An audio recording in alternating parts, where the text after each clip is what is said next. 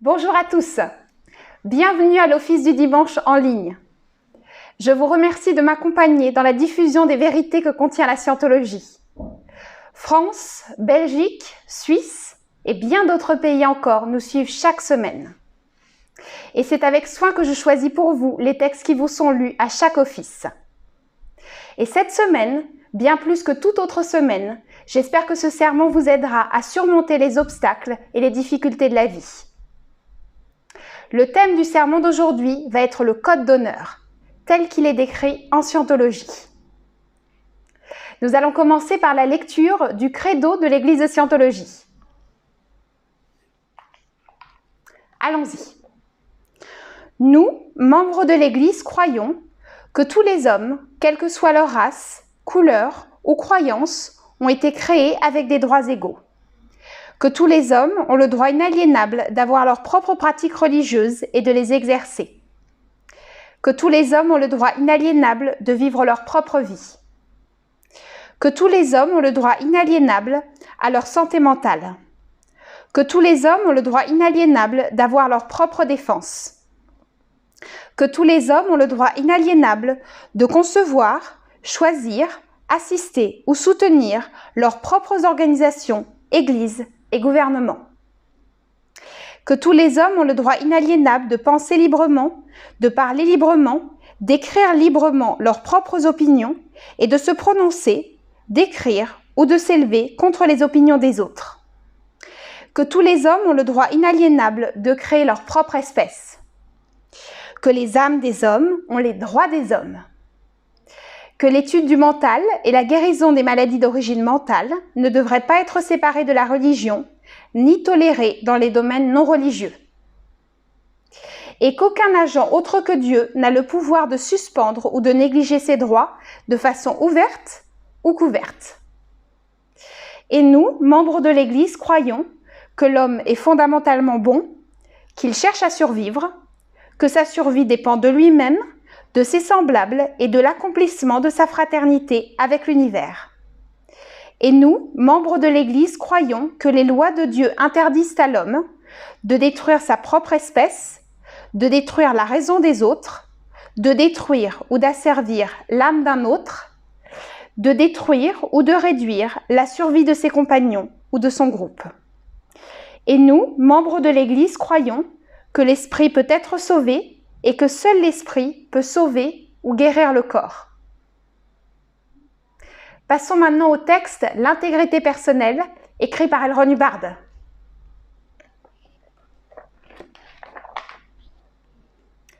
Ce qui est vrai pour vous est ce que vous avez observé par vous-même. Et lorsque vous avez perdu cela, vous avez tout perdu. Qu'est-ce que l'intégrité personnelle ? L'intégrité personnelle, c'est savoir ce que vous savez. Ce que vous savez n'est rien d'autre que ce que vous savez. C'est cela l'intégrité. Il n'y a pas d'autre intégrité. Bien sûr, nous pouvons parler d'honneur, de vérité, de tout cela, ces termes ésotériques.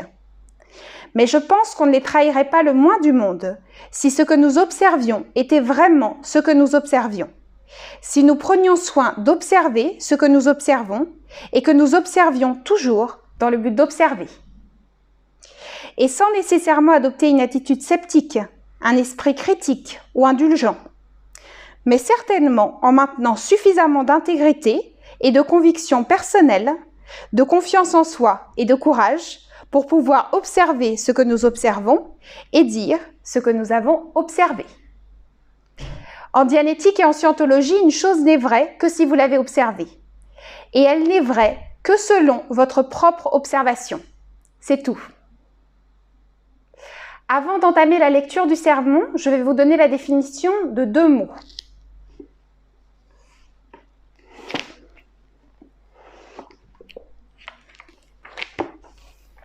Le premier mot est le mot honneur.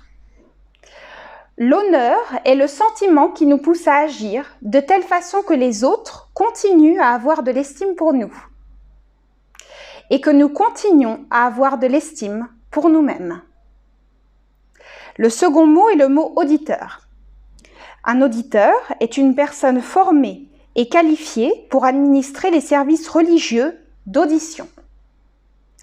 à des individus pour les aider à s'améliorer spirituellement. Auditeur veut dire quelqu'un qui écoute. C'est un ministre ordonné ou en cours de formation de l'Église de Scientologie. Un auditeur ne fait rien au préclair. Il travaille avec lui pour aborder et affronter les domaines de traumatisme spirituel.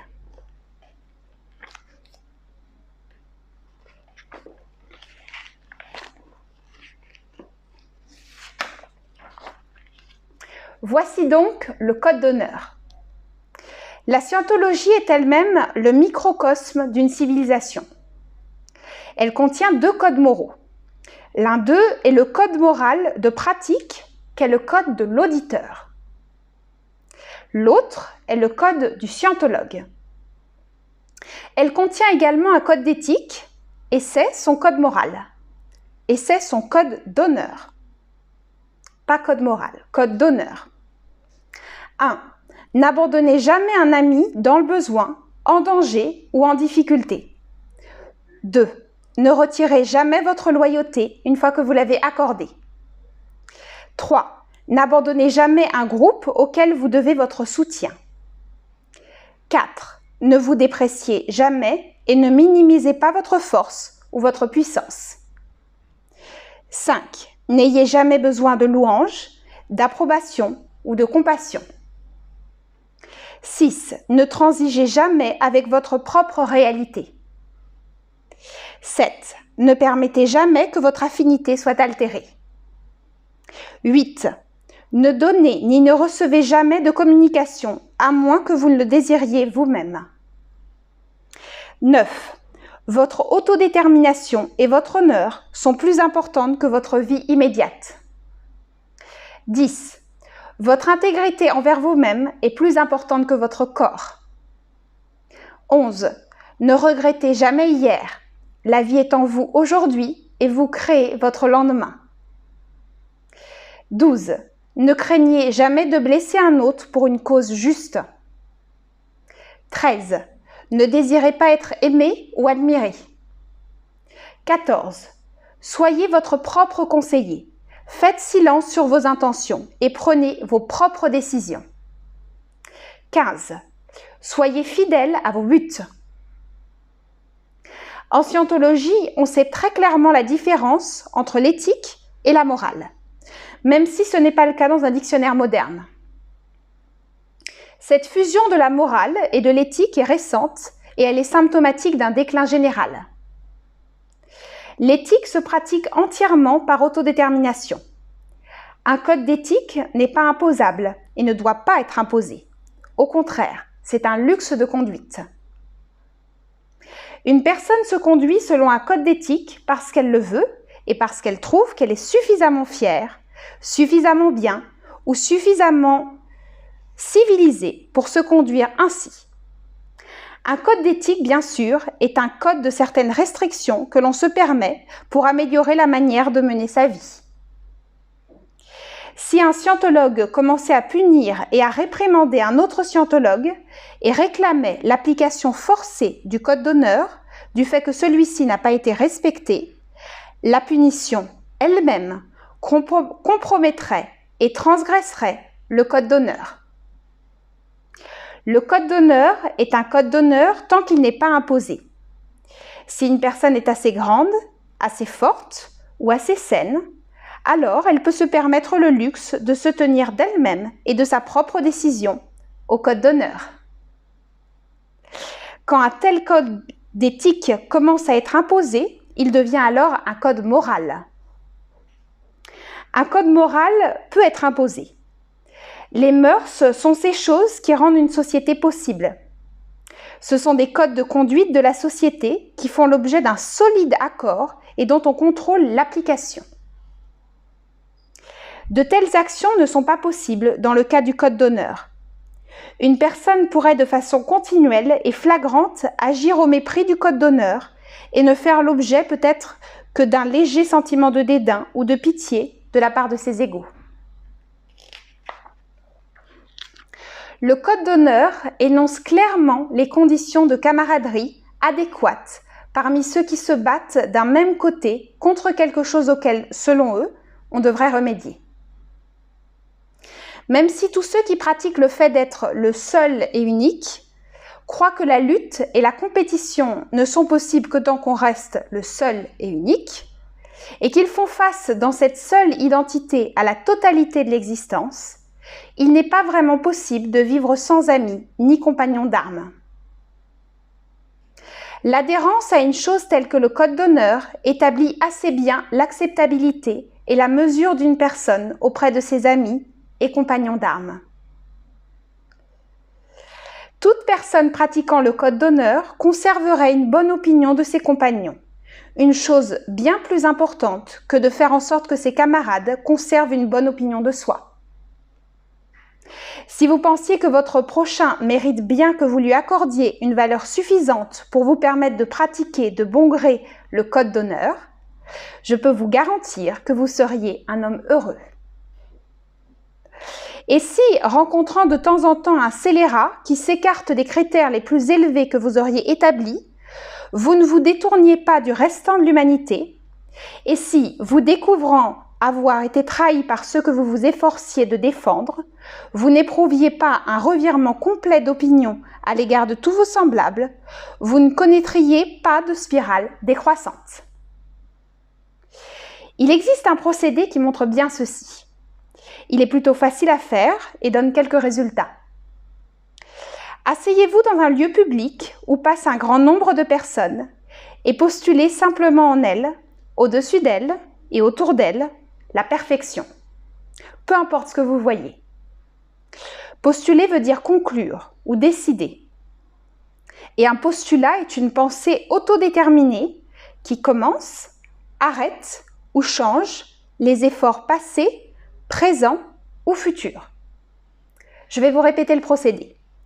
Asseyez-vous dans un lieu public où passe un grand nombre de personnes et postulez simplement en elles, au-dessus d'elles et autour d'elles, la perfection.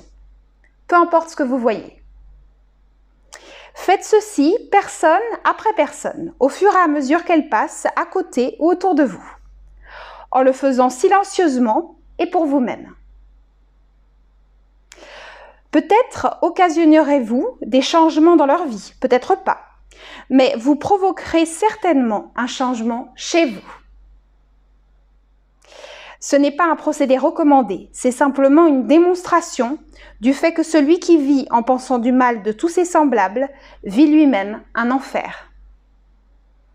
La seule différence entre le paradis sur terre et l'enfer sur terre réside dans le fait que vous croyez ou ne croyez pas votre prochain digne de recevoir de vous l'amitié et le dévouement que requiert ce code d'honneur. Apprenez à appliquer ce code dans votre vie. Le cours Valeurs et intégrité personnelle contient les techniques pratiques nécessaires pour parvenir à une harmonie personnelle et pour établir de bonnes relations avec autrui. Comme dernière étape de cet office, je vais vous lire la prière de Scientologie pour la liberté totale. Je la lis pour chacun d'entre vous.